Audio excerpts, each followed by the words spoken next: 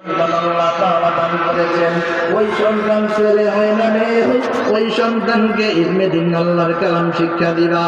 বিবি ডাক দিয়ে বলে, প্রাণের স্বামী আমার, আপনার সাথে আমি ওয়াদা দিয়েছি, আপনি চিন্তা করবেন না, পেরেশানি করবেন না।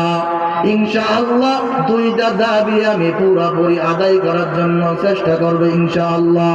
স্বামী স্ত্রী দুজন কথা বলে, এমন সময় ওই দিকে মসজিদের মিনারে আযান দেয়, আসসালাতু খায়রুম মিনান নাওম, ঘুমের চেয়ে নামাজ ভালো, আর তুমি ঘুমাইও না, ঠিক মতো পড়িলে নামাজ জান্নাত তোমার ঠিকানা, ঠিক না?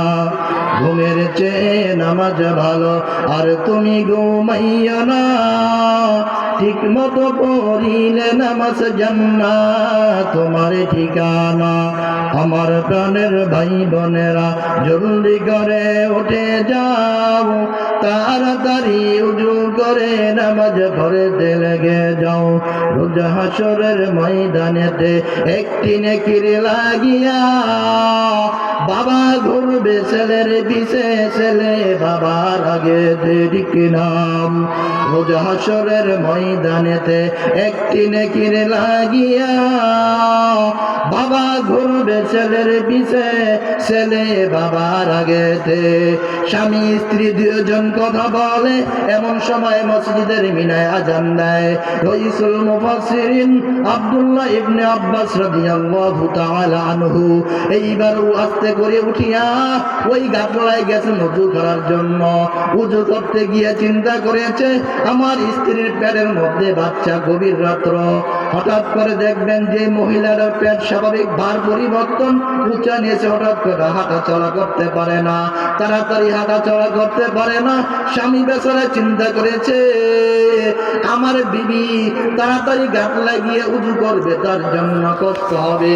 ঘরের থেকে একটা লোটা নিয়েছেন, স্বামী বেচারা উজু করিয়া স্ত্রীর জন্য উজুর পানির ব্যবস্থা করে দিয়েছে।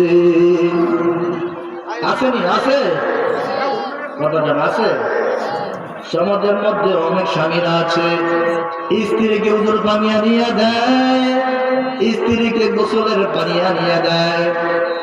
কাজকর্ম করার জন্য স্ত্রী মানুষের কলে যাইবে, স্বামী বেচারে সহ্য করতে পারে না। কিছু কিছু না খান্দা পুরুষ আছে, সারাদিন কাজকর্ম করে, বাড়িতে এসে স্ত্রীর সঙ্গে ভালো আচরণ করে না। কতক্ষণ পরে বলে সব ধমক দেয়, কারণ ভাত রান্না হয় নাই, বুঝলেন নাই? আবার মাঝে মাঝে মুখ উল্লে ধরে বলে,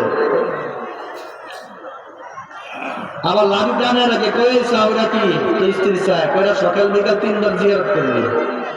এরা ভালোবাসে স্বামী স্ত্রী, কয়বার জিয়ারত করবো? কথা কথা বউ ফিরে নেয় না, আছে নদী একটা আছে, বউ ফিরে না আছে, 2-4 দেয় না, একদম তো কথা কয় না।